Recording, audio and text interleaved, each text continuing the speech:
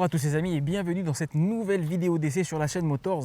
J'espère que vous allez bien. Aujourd'hui, je vous propose de découvrir l'essai de cette nouveauté qui est devant nous. C'est ni plus ni moins que la Mini Cooper 100% électrique, nouvelle génération. Alors, enfin, Mini a écouté les reproches qu'on lui a fait. Enfin, il nous propose une voiture 100% électrique avec une véritable autonomie. Alors, non pas que l'autre n'était pas une vraie voiture électrique, mais avec 200 km d'autonomie, c'était plus une voiture de centre-ville qu'autre chose. Là, la marque nous propose enfin un véritable véhicule 100% électrique qu'on va pouvoir utiliser en dehors des centres-villes, à La Réunion, de partout, puisqu'on a une autonomie WLTP annoncée sur cette finition-là qui est devant nous de 403 km. Donc une véritable autonomie électrique. La voiture qu'on a devant nous, je vous le disais, Mini Cooper 100% électrique 2024. Cette version-là, c'est la version SE, donc grosse batterie, 54,2 kWh. Et grosse puissance, 218 chevaux, 330 Nm de couple. Donc un véhicule qu'on a devant nous qui est vraiment très stylé. Pour rappel historique, l'histoire de Mini commence en 1959. Donc aujourd'hui, cette marque fête ses 65 ans avec un modèle emblématique, la petite Mini Austin, chère à notre ami Mr Bean. Entre-temps, elle a beaucoup évolué. Cette version, c'est la 5e génération, la 4e sous le drapeau du BMW Group. Et pour cette 4e génération de chez BMW, le look a évolué, légèrement évolué, parce qu'en termes de ligne, ça reste sensiblement la même que les générations précédentes. On le reconnaît avec ce biton, un toit assez arrondi, avec une ligne qu'on reconnaît bien évidemment sur cette berline compacte. Un avant qui a été joliment retravaillé avec une calandre hexagonale, donc version 100% électrique oblige. Elle est fermée, la calandre. Il y aura une version forcément en thermique qui va suivre, mais pour l'instant, ils ont commencé avec cette version 100% électrique. Les feux qu'on reconnaît qui sont arrondis et qui sont la marque de cette voiture. Et puis, donc, une ligne très épurée, beaucoup moins de rondeur que la version précédente. Les lignes sont tracées de façon différente. Ça lui donne vraiment, j'ai l'impression qu'elle s'est délestée un petit peu des rondeurs inutiles qu'elle pouvait avoir sur la version précédente. Et ce qui va chagriner une bonne partie des personnes, et ce qui a chagriné une bonne partie des personnes lorsqu'on a vu les premières images de cette Mini Cooper, c'est bien évidemment l'arrière. Et je faisais partie des personnes qui étaient sceptiques sur cette arrière, et pour être totalement honnête avec vous, je le suis toujours un petit peu. Bon, la signature lumineuse à l'arrière, elle est totalement nouvelle.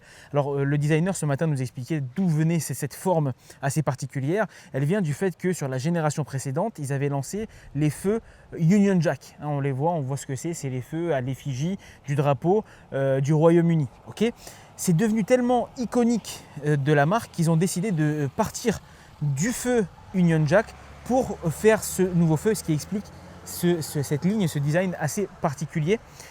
Une ligne transversale qui court tout le long du haillon avec l'inscription Cooper S. Et puis voilà, un arrière qui est quand même dynamique et intéressant. Côté dimension, cette Mini Cooper nouvelle génération, elle fait 3,86 m de longueur, 1,76 m de largeur, 1,46 m de hauteur pour un poids, accrochez-vous bien, d'1,6 tonne. Alors je dis accrochez-vous bien parce qu'effectivement c'est un véhicule 100% électrique, donc plus lourd qu'un véhicule thermique. Mais pour ceux qui se rappellent la Mamie, la première qui faisait aux alentours des 600-700 kg, il y a une tonne de plus là-dedans.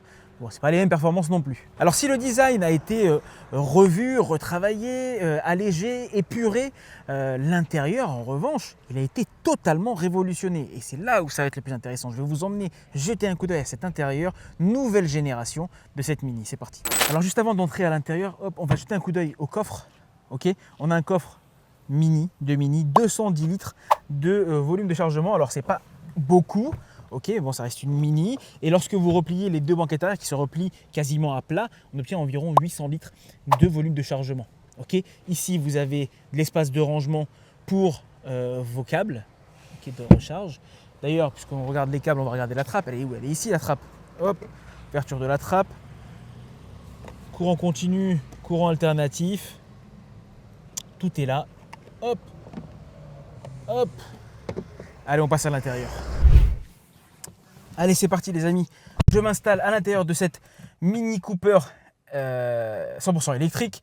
Je vais la démarrer tout de suite, hop, pour avoir la clim parce qu'il commence à faire chaud. On est en Espagne, je le rappelle, pour découvrir cet intérieur révolutionnaire, qui n'a plus rien à voir, à part quelques formes géométriques, avec ce qu'on a pu connaître jusqu'à présent. Déjà, l'écran d'instrumentation, il a sauté. Okay, le petit écran de 5 pouces qu'on avait dans les générations précédentes, ça dégage, ça laisse place soit sur la version qu'on a aujourd'hui à un affichage tête haute qui est déployable automatiquement, soit à rien du tout. D'accord, sur la version E par exemple, qui est la version 184 chevaux avec une batterie un peu plus petite, etc. Donc il n'y aura pas. Là, il y est, donc il sert d'instrumentation. Mais surtout, on a l'apparition de cet énorme écran d'infodivertissement de 10 pouces. Okay, alors, c'est bizarre de parler de 10 pouces sur un écran circulaire, un disque, avec lequel on va pouvoir faire tout un tas de choses qui affichent un tas d'informations, à commencer par la navigation, une navigation très précise, avec laquelle on peut naviguer, voilà, hop, très facilement, c'est très fluide, c'est réactif, qui embarque naturellement Apple CarPlay, Android Auto. Donc un écran qui est vraiment très joli et qui vient moderniser cet avant qu'on retrouve sur toute la gamme maintenant Mini, que ce soit le Aceman qu'on découvrira plus tard, mais également sur le Countryman qui reçoivent également cette dalle, j'ai envie de dire, mais ce disque d'infodivertissement très sympathique qui est posé sur une planche de bord très originale avec du tissu un peu partout. Des petites lanières, des languettes, il y a vraiment tout un tas de détails. On a un intérieur qui est vraiment très artistique. Dans cette finition encore, c'est assez sobre parce que c'est noir, mais il y a des finitions un peu plus colorées avec des rétroéclairages, etc. qui rendent vraiment l'intérieur de cette Mini très artistique, très abstrait, et je trouve que ça reprend bien l'esprit même de la marque. Autre élément nouveau, et dont on ne peut pas y échapper, c'est le volant. Le volant, il a pris du poids, hein. Il est beaucoup plus épais que les précédents, et puis il reçoit cette lanière, là, cette languette très originale. Les touches sur le volant, parce qu'on a toutes les aides à la conduite habituelles. C'est BMW Group, hein, donc il n'y a pas de fioriture, conduite semi-autonome de niveau 2, régulateur, hein, bref, on a tout ce qu'il faut. Puisque je parle du BMW Group, on le ressent. On ressent la présence du BMW Group à l'intérieur de cette Mini nouvelle génération, à commencer par la sellerie qui est hyper quali, cuir, tissu, mais c'est raffiné, c'est léché, comme c'est faire BMW. On sent clairement la patte du constructeur bavarois. Et puis on a un intérieur qui est très bien pensé. Alors on a la coudoir pour le confort, on a cette partie-là où on va pouvoir gérer, donc on a la boîte auto, le démarrage de la voiture, le petit bouton expérience qui va nous permettre de changer les modes de conduite. Il y en a 7 différents: balance, personal, timeless, vivid, green, core et go-kart. On verra ça lors de la phase de conduite où je pourrai les expérimenter l'un après l'autre. On a le bouton de volume ici. On a surtout beaucoup de rangements, je trouve, dans cette voiture. On a déjà la partie centrale ici où on a une sorte de rail total dédié au rangement tout le long, avec le chargeur à induction qui est positionné ici en partie haute, 2 prises USB-C, donc très intéressant, des rangements de partout. Élément que j'aime beaucoup également, c'est la caméra 360 de cette voiture. On a quelque chose à la vue d'en haut, on a caméra arrière, caméra avant, panorama, la vision 3D de la voiture. On peut la voir, tac, voilà, on peut voir que je suis bien stationné sur un trottoir. Donc franchement, on a quelque chose qui est très quali au niveau des caméras de recul. La qualité, elle est topissime. Donc ça, c'est à noter. Puisque je vous parle de l'intérieur, on va rentrer vraiment dans les détails. On a la sono Harman Kardon sur cette version. On a également le toit panoramique ouvrant qui est très sympathique. Donc voilà, on a vraiment un intérieur qui est, je trouve, très très qualitatif. Pour le coup, autant si on a un peu de mal avec l'extérieur et notamment à l'arrière, je peux le comprendre, autant l'intérieur, franchement, il n'y a rien à dire. Bon, maintenant qu'on a vu tout ça, je vais prendre la voiture et aller faire l'essai dynamique.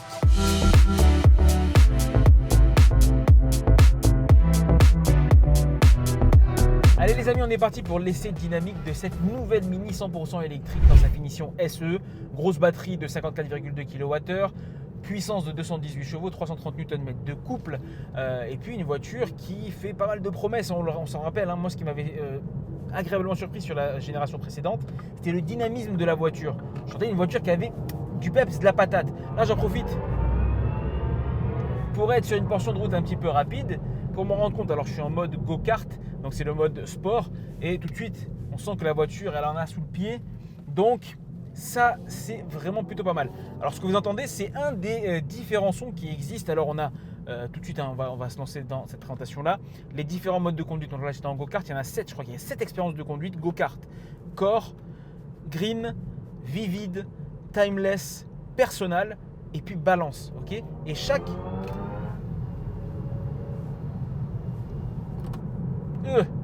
j'ai sauvé la caméra parce qu'en balance, je pense que ça ferme le rideau du toit panoramique. Bon, chaque mode a une ambiance en soi. Vous l'avez vu lorsque j'ai activé le mode balance, ça a fermé automatiquement le rideau du toit panoramique. Ok, j'ai sauvé ma caméra.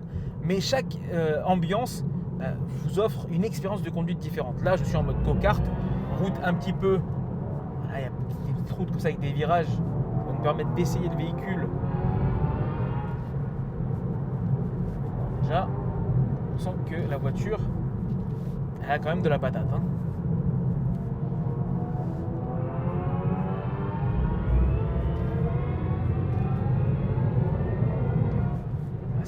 Ça monte bien. Alors la sonorité, on peut la désactiver hein, pour ceux qui n'aiment pas. Mais je trouve que ça donne quand même des émotions supplémentaires à la conduite. Bon freinage.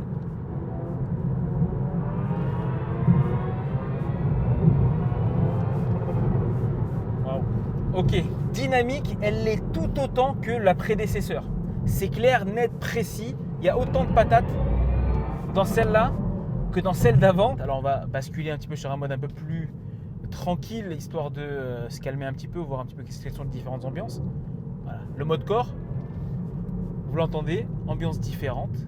Ok. Et on a une ambiance encore différente avec le mode timeless, qui est un mode un petit peu rétro, selon lequel il se serait inspiré, si vous voulez, de la sonorité de la première Mini dans les premières phases d'accélération.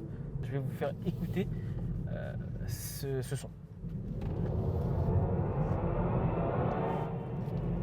Voilà, donc d'après les explications qu'on a eues, alors le début de l'accélération, on a un son qui se rapproche de la voiture originelle de 1959 et ça devient un son de plus en plus futuriste. Allez, on va dire, c'est très imagé, c'est très abstrait, mais voilà l'idée et l'esprit en tout cas. Et là maintenant, on est passé dans un mode green, beaucoup plus smooth, beaucoup plus doux, avec des animations bien sympathiques qui vont nous permettre de savoir est-ce qu'on gère bien notre conduite électrique ou pas du tout. Et bien là, c'est high consumption. Donc voilà, là quand j'appuie pied au plancher, on a une forte consommation. Et lorsque je freine, lorsque je ralentis et que je lève le pied de l'accélérateur, on est vraiment dans l'efficience. Donc voilà, la voiture nous avertit.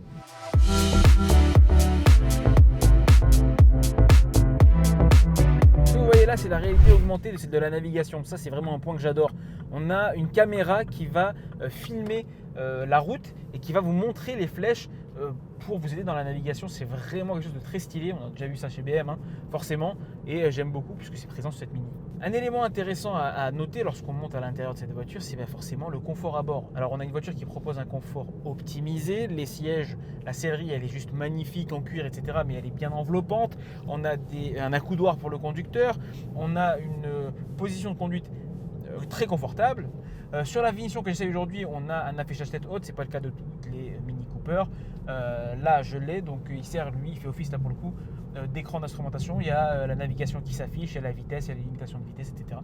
Donc toutes ces informations sont disponibles sur cet affichage tête haute. Et dernier élément nouveau dans l'intérieur de cette voiture, c'est forcément ce gros volant qui est beaucoup plus épais que le précédent et qui offre vraiment une nouvelle expérience de conduite Mini. Alors, on va profiter de ces petites routes pour taper des petites accels, histoire de tester.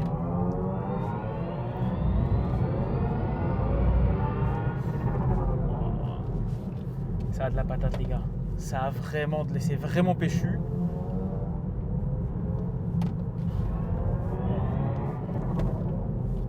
La reprise, bon, forcément c'est de l'électrique, donc tac tac, c'est instantané, mais oh, c'est toujours assez bluffant et assez intéressant de conduire comme ça. Bon, je vous le dis, hein, les 400 km d'autonomie WLTP annoncés dans une conduite comme ça, vous oubliez ça. Mais voilà, on peut se faire plaisir de temps en temps, c'est pas non plus interdit. En tout cas, la conduite de cette voiture, elle est plutôt agréable. Alors, elle fait 1,6 tonne la voiture.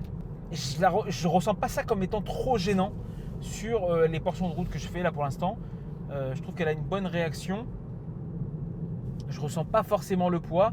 Elle survire pas du tout la voiture, elle est très stable, très sécurisante. Donc franchement, je peux pas vous dire de mal de la voiture parce que pour le coup, même si elle fait une tonne 6 pour 3 mètres et des poussières, elles sont plutôt bien réparties.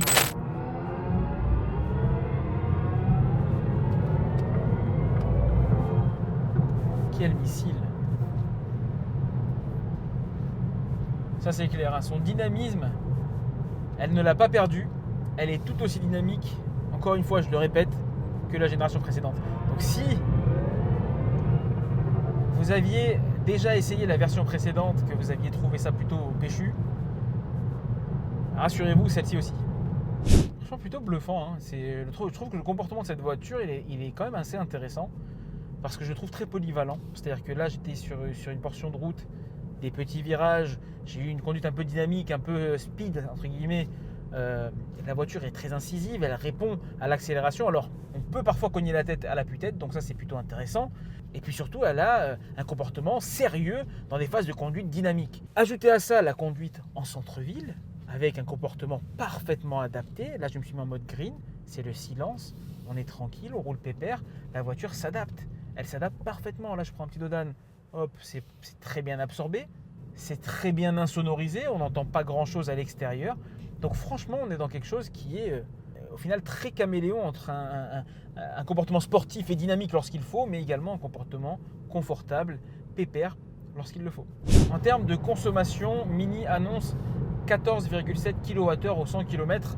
Sachant que moi, qui fais un essai vraiment d'une heure à peu près avec, donc j'ai pas forcément le temps d'exploiter vraiment la batterie, savoir, en plus j'ai envie de me faire plaisir, j'ai pas envie de rouler de façon plan-plan, donc forcément ça va pas refléter réellement la conduite au quotidien, mais voilà, pour vous donner un ordre d'idée, il faut imaginer que ça va tourner autour des 16 kWh au 100 km.